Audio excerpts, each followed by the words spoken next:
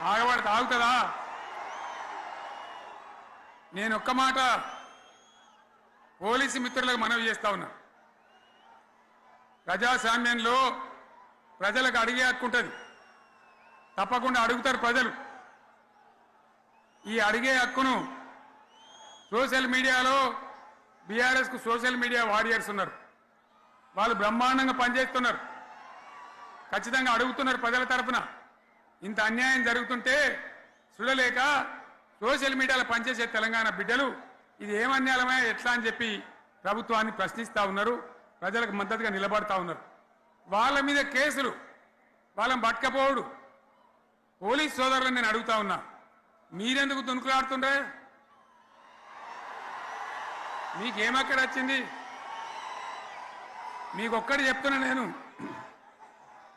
గ్యారంటీగా పోలీసు మిత్రులారా, ఇవాళ పోయి రాత్రి మీ డైరీలలో రాసుకోండి, మీ డైరీలలో రాసి పెట్టుకోండి. 100కు 100% ఇలా తెలంగాణ చెలరేగిన పరిస్థితికి మళ్ళా అది ఎవడు కూడా ఆపలేడు. అది ఎవరి తరం కాదు, ఎవరి వశం కాదు.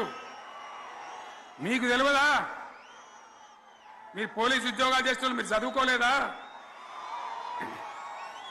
మీకు కూడా విజ్ఞానం ఉంది కదా? వీళ్ళు దొంగ వాగ్దానాలు చేయలేదా?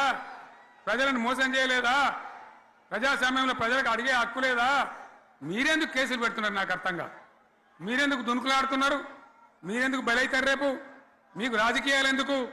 మీ డ్యూటీ మీరు చేయండి. మేము బీఆర్ఎస్ ఎప్పుడు శాసనాన్ని ఉల్లంఘించం, చట్టాలను ఉల్లంఘించం.